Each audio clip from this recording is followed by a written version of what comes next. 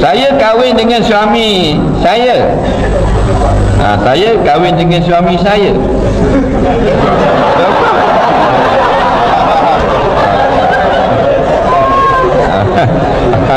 Nampak dia kahwin dengan suami dia tu hebat. Memang dah pasal orang bank kan. Dia memang bahasa dia pelik sikit.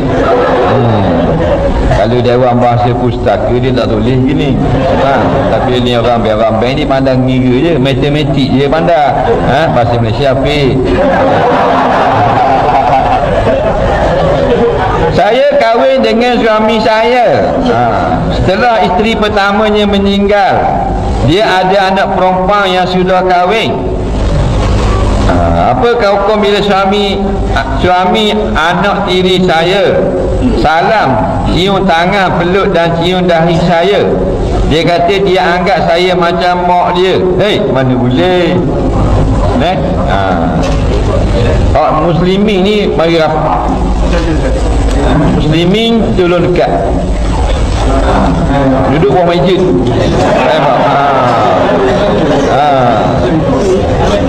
Mai rapat biar muslimat boleh masuk ramai lagi.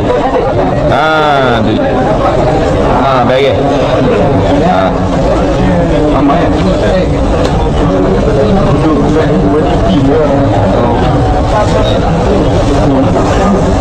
Okey.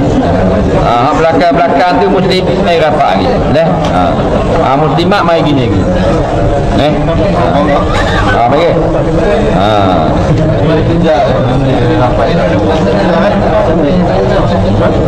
Baik.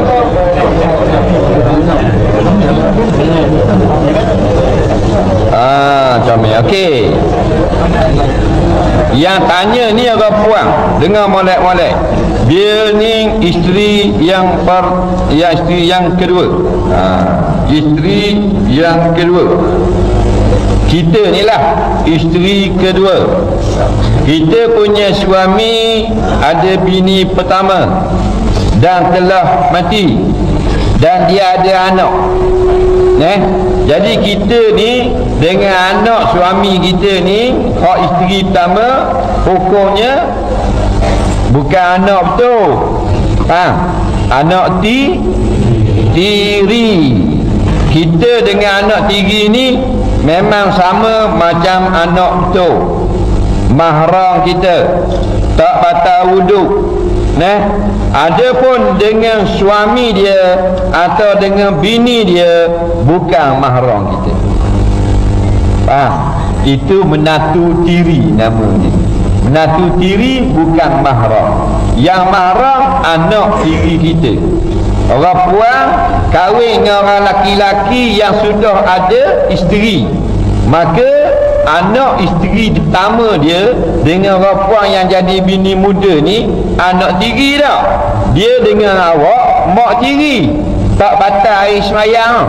Faham tak? Pasal dia anak suami awak.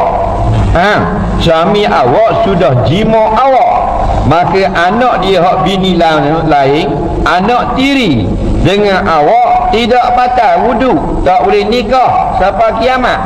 Tapi kalau dia kahwin dengan bini atau laki dia dengan awak, jadi menatu tiri.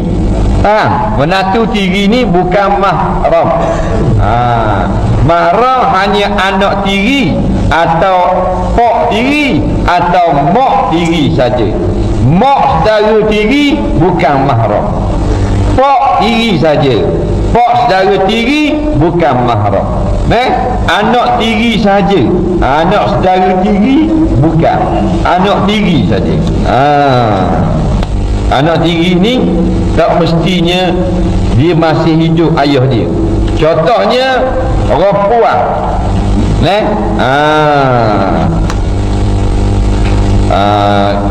Contoh laki dah senang. Dulu kita kahwin dah dengan seorang perempuan, kemudian kita bercerai. Maka perempuan tu sekarang ni janda kita kahwin dengan orang laki-laki lain. Contohnya dia kalau kahwin lain dah, dia kekek laki dia. Faham tak? Lepas tu dapat anak. Faham lagi? Kita cerai ni, janda kita kahwin dengan lelaki baru, dapat anak. Anak tu anak tiri kita. Faham baik-baik. Lama tak faham pula masalah. Walaupun kita cerai lama tak. Kita tak faham. Nampak mengong muka. Tak. Kali lagi. Sama dengan molek. Kita bercerai dah dengan bini kita. Kita bercerai dah dengan laki kita. Dia dapat anak. Anak tu anak tiri kita. Baru dengar ni, baru dengar. Molek, bagus. Tu suruh mari dengar majlis ilmu, baru tahu hukum. Supaya kita anggap dia anak tiri kita.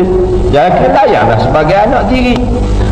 Jangan pandang orang lain. Anak tiri aku tu, nak tiri kau ni, pasal mak dia tu dulu bini aku. Orang yang kita sudah jimak dia dulu, lepas tu dia melahirkan anak dengan orang lain, anak tiri. Walaupun lama dah anak tiri juga.